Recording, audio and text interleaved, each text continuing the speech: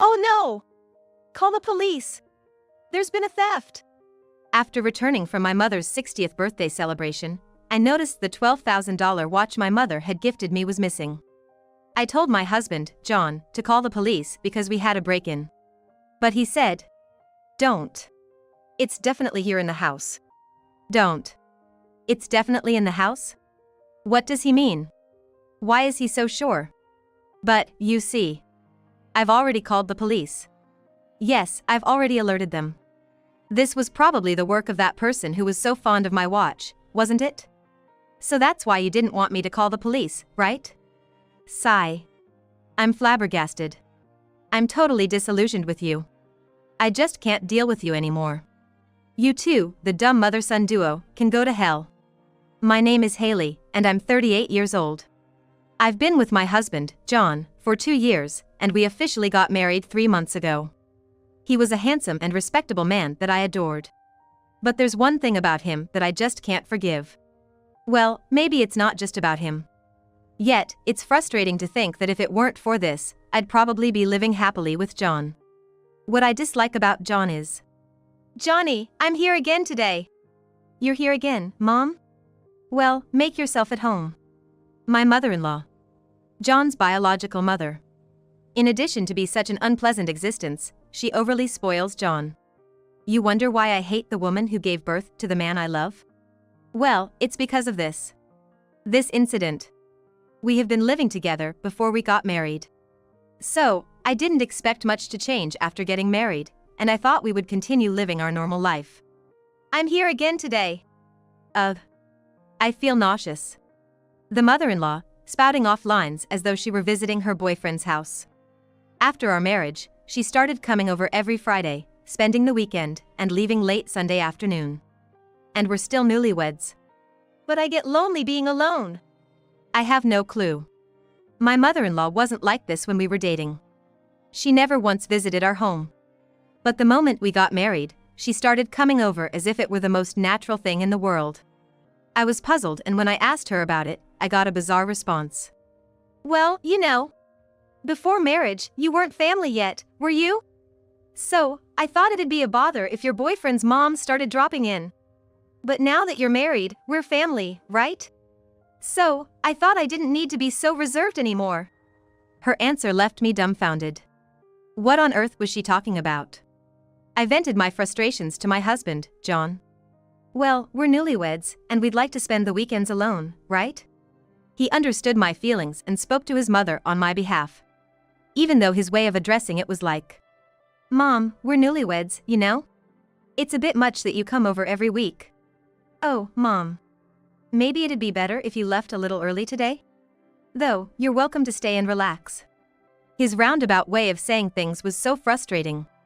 I didn't know if he didn't want to upset his mother or what, but he wouldn't give her a firm no, which made me feel irritated listening to him. Maybe I should have put my foot down.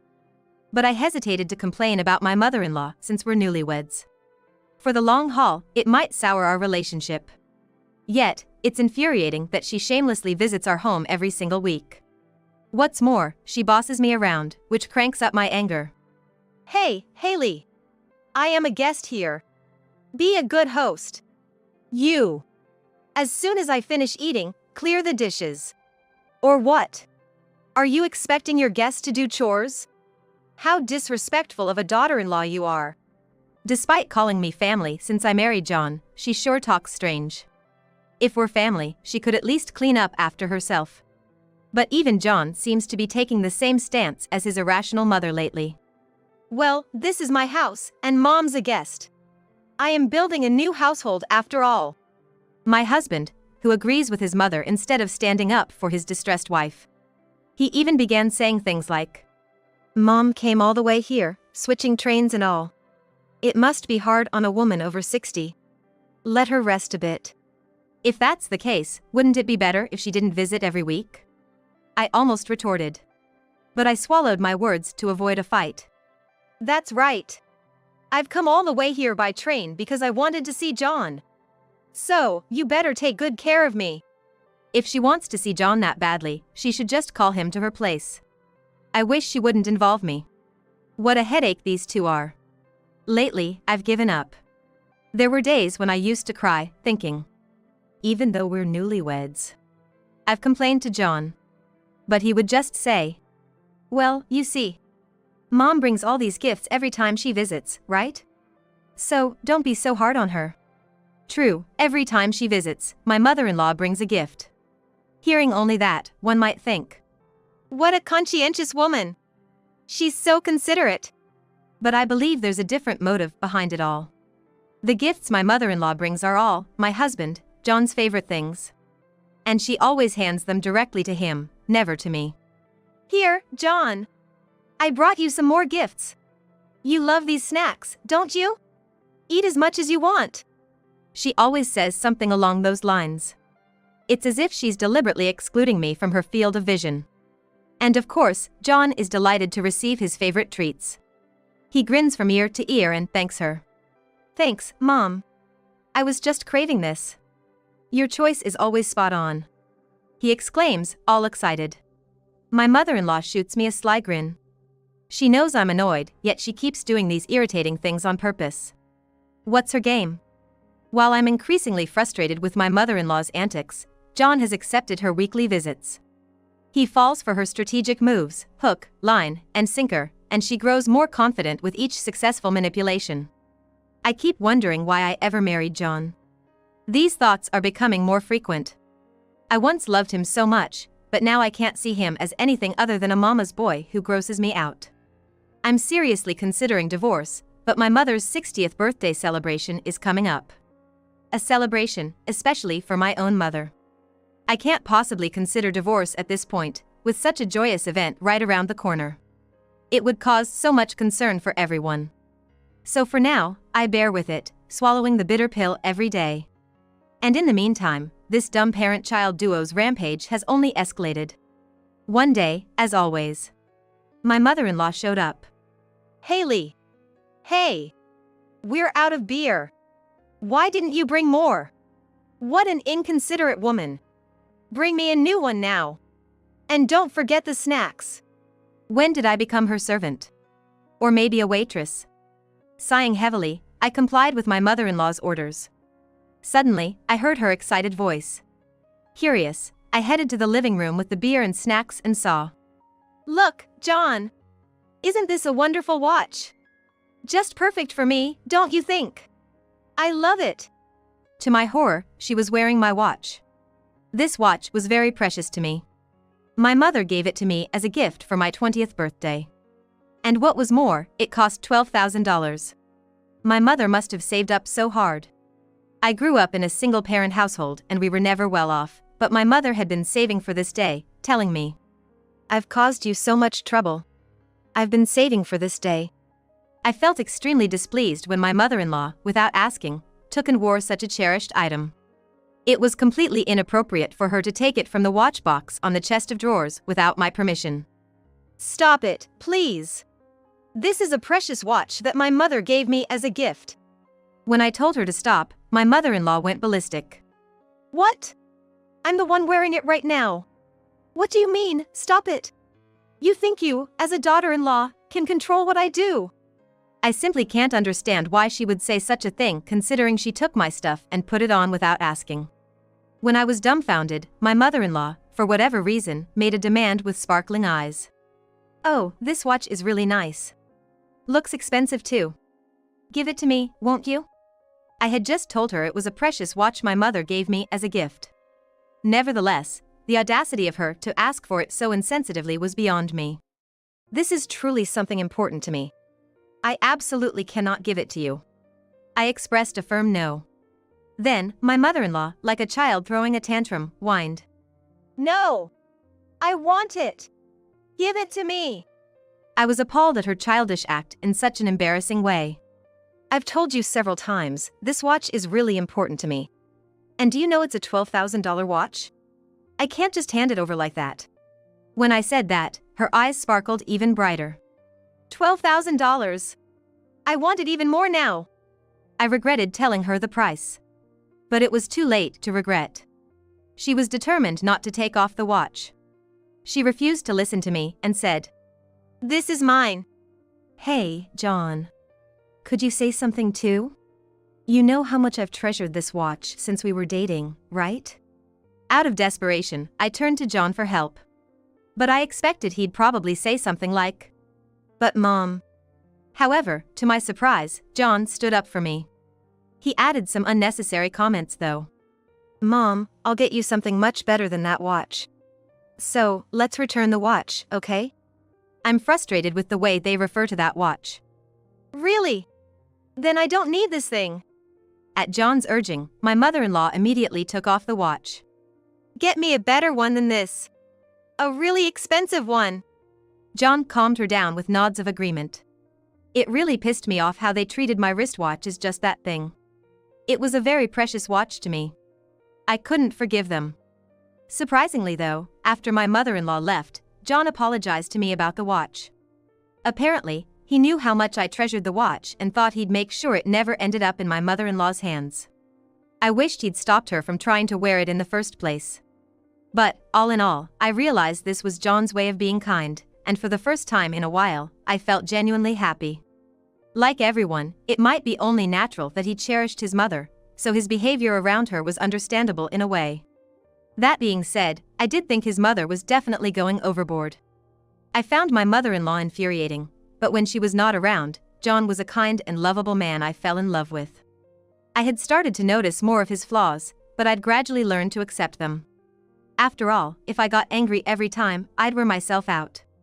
I thought I should have stopped being mad because she was disrupting our newlywed life. After all, we'd probably live together when she gets older, and it was just practice and simulation for that time. So, I decided to compromise. Did that make me an easier target? My mother-in-law's selfishness escalated. Yes, until it developed into such a major incident. It was my mother's 60th birthday celebration. My younger brother and his wife were also supposed to join us. When I told John about it, he said, "Let me join the celebration too." On Friday, we decided to go back to my hometown for the weekend.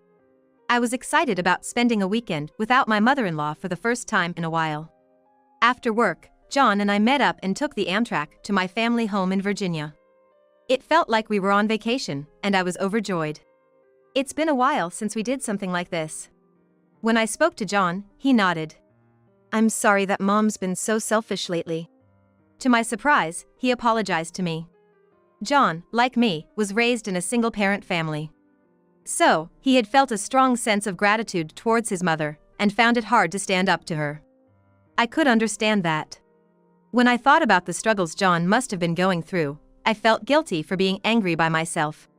The conversation flowed smoothly on the Amtrak, and we arrived at my hometown in no time. My brother, living in the hometown, came to pick us up and we headed to our family home. My family home, my mother and my brother, it had been a while. I enjoyed myself for the first time in a while, forgetting all about my mother-in-law.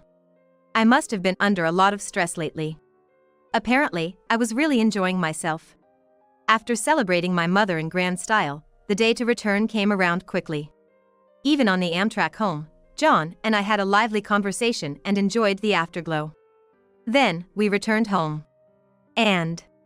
What? No way! Somehow, my wristwatch was gone. I'd never worn my wristwatch in my private time. So as to avoid losing or breaking it when I was heavily drunk, I didn't wear it intentionally.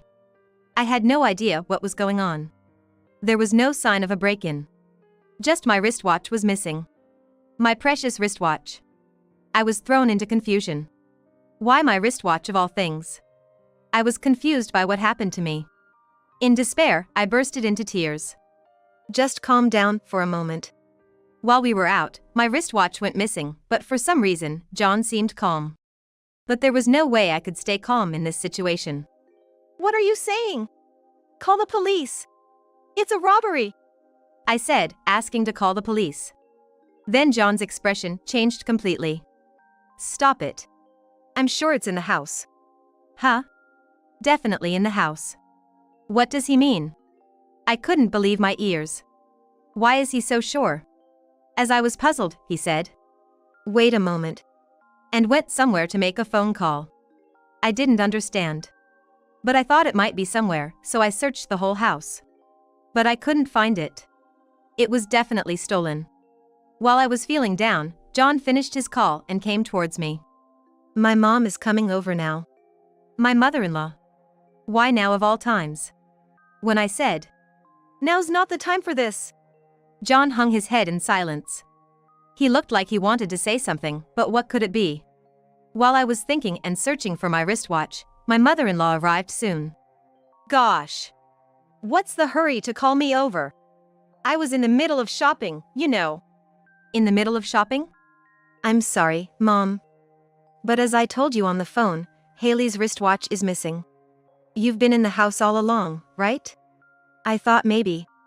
Been in the house all the time. What? Wait a minute. What do you mean by saying that my mother-in-law has been in the house all the time? When I hastily asked, my mother-in-law answered with a laugh. I've been staying here as usual while you guys were out. What? Staying here? Why? It didn't make sense to me at all. While I was gaping, John started to make a rushed excuse. You know, it would be troublesome if something happened while we were away, right? We're newlyweds, and someone might come to congratulate us unexpectedly. It'd be a big deal if a burglar came in. That's why I gave Mom the key. Plus, she said she wanted to clean the house as a thank you for letting her stay over every week. I was truly mad at what he was talking about. Why didn't he inform me in the first place that my mother-in-law was at home? My head was reeling, all I could manage was a startled. What the heck? Then, John just continued making excuses. Haley, you must have been so looking forward to celebrating your mom's 60th birthday, right? I didn't want to dampen your mood by saying anything. You know, you're not particularly fond of my mom. So, I realized this guy was hopeless. It was pointless to talk to him. Whatever, I don't care anymore. As I mumbled this, John tried to justify his actions again, droning on and on. But I couldn't take it in anymore. I regretted even considering revising my opinion about John. I genuinely felt I couldn't be with John anymore. Then, with exasperation at John, I turned my anger toward my mother-in-law. By the way, she had been fond of my wristwatch. I was sure it was her who stole it. Let's just put aside the fact that you were in the house without my knowledge. As I said this, my mother-in-law opened her mouth. Why do I need your permission to be in John's house? Are you stupid? I wanted to snap back. You're the stupid one. But I held back and shot back with a question. Where's the wristwatch that was here? As I asked, my mother-in-law replied with a deceitful smirk. Haha, who knows? Maybe you lost it somewhere. As I explained that I never wear it in my personal time and I always keep it here, my mother-in-law lost her cool. If it was so precious to you, you should have kept it on you all the time.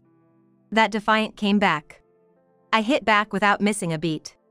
So, you're saying you took my wristwatch without my consent? To my question, my mother-in-law stayed silent, but after a while, she started grumbling just like John. Well, John didn't buy me a wristwatch. And he went to your mom's 60th birthday party. That pissed me off, so I took it. It was like the excuses of a child, having been caught doing mischief. I wondered how old this woman really was mentally. Even John seemed annoyed at being blamed like this, and he defended himself. Hold on. Are you saying it's my fault? As John said this, my mother-in-law slammed the table, stood up, and lashed out at John. Yes. You shouldn't have gone to the birthday party for your wife's mother. I don't care if it was her 60th birthday, you didn't have to go. You're my child, you don't have to celebrate your wife's parents. I felt like she was belittling my mother, and I was ready to blow my top. You didn't have to steal the wristwatch. When it was gone, I immediately thought of you. I didn't give you the key to do things like this. Give me the wristwatch now. John lost his cool before I did. That's right, the priority now is the safety of the wristwatch. Please return the wristwatch immediately. As I said this, my mother-in-law became even more stubborn. No way! It's mine now. I won't return it. I'm getting annoyed with her obstinacy. Oh, is that so? Well, in that case, I'll report this as a theft to the police. As I said this, both my mother-in-law and John said in unison. Police! Police! The two began to panic. Sure, what Mom did is unforgivable. But we don't have to go that far. We know she's the thief. If that's the issue, I can buy a better one than that. Here came John's better than that watch comment again. Hey, I told you that the watch was a precious gift from my mother who raised me single-handedly, didn't I? Then why do you treat it like it's nothing? When I said that, John was left utterly speechless. Then, my mother-in-law began to rant. Just over a wristwatch, involving the police is too much. John is suggesting it. Why don't you just let him buy a new one? My doubt towards my mother-in-law, who would absolutely refuse to return the item even when I mentioned the police, increased. Why was she so insistent on not returning it? If you won't return it, I'll have you arrested by the police. You have a choice. There's still time. For my mother-in-law, this could be seen as a last-minute decision. But her response was this. No, I won't return it. And it's ridiculous to call the police. I won't let you call the police. John will buy a new wristwatch. Isn't this okay? I'd thought about it for a while, but this woman was really out of her mind. While I was dumbfounded, John spoke up. Hey! Can both of you calm down? Mom, return the wristwatch to Haley. Haley, don't call the police. If anything, I'll buy you a wristwatch. What? Both of them were crazy. It was becoming such a hassle. I won't return it. I absolutely will not return the wristwatch. At this point, my mother-in-law still insisted on not returning it. I just couldn't handle it anymore. I'm seriously going to explain to the police that my mother-in-law stole it. When I, exhausted, said this, the two tried to stop me again. We told you to stop. The two were shouting, and I retorted. Even if you say stop, I've already called the police. What? Actually, I had already reported it to the police. What's going on? As the two were panicking, the doorbell rang. It was the police. Wait! Why are the police here? When did you call them? Brushing aside the screaming too, I let the police into the house. Then everything went quiet. Watching the two shrivel up in front of the police, I thought, serves you right. And then the police began to question the two. The two, trembling, looked pitiful. My mother-in-law was, of course, arrested. John, who had given the key to his mother, was questioned thoroughly to see if he had not participated in the crime. In the end, he was found innocent, but he was completely exhausted and even had some gray hairs. Then, John apologized to me many times, who shed tears in front of me and said, I'm really sorry. But there was no way I could forgive him. I want a divorce. I firmly said. What? Why? Why, indeed? Did he think he did nothing wrong? While I was being treated like a servant by my mother-in-law, you were inviting her to our home every week. You treated my precious wristwatch like it was nothing. You let your mother into our house without consulting me when I was away. And you stubbornly tried to stop me from calling the police for this case. These are my reasons. When I told him the reasons why I wanted a divorce, he started with his typical excuses again. Listen, I can't handle you making excuses like that. It was really fun when we were dating, and I loved you. But when your mother gets involved, I realize that you're a hopeless mama's boy. When I said this, John fell silent. If I stay with John, I'll be reminded of your mother even if I don't want to, and I hate that. So, let's get a divorce. John simply said, I'm sorry. And agreed to the divorce. And that's how I was released from these fools. By the way, the reason why my mother-in-law was so adamant about not returning the wristwatch to me was because she broke the wristwatch. It seems she had put it on in high spirits and went out, and during her meal, she got drunk and hit it hard somewhere, causing it to crack. I couldn't return it because I thought you would make me pay for it if I returned it broken. It cost $12,000 after all. So, I got scared. If she had just returned it calmly, it wouldn't have turned into such a big deal. What an idiotic woman. The broken item was taken by the police as evidence, but I was reassured that it would definitely be returned to me.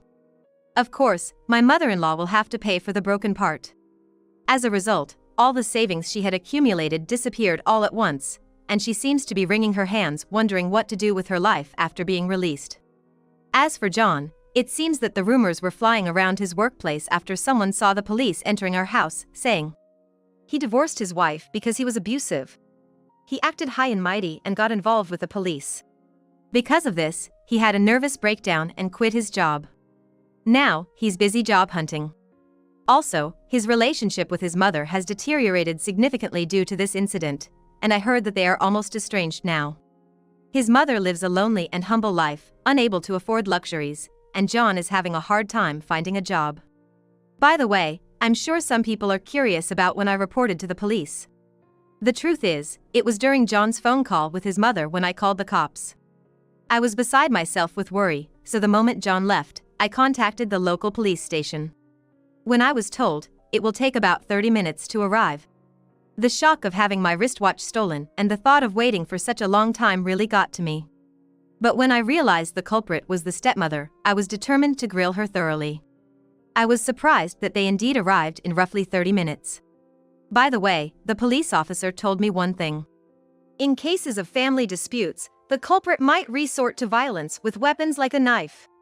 Be careful not to provoke them. Indeed, it was my good luck that it didn't happen. This experience made me reflect, and I want to grow even more as a person. I can't get back the time I spent with John. But it's also a fact that I learned a lot from this incident. I'd like to make use of my experience and move forward to a bright future with the precious wristwatch I got from my mom.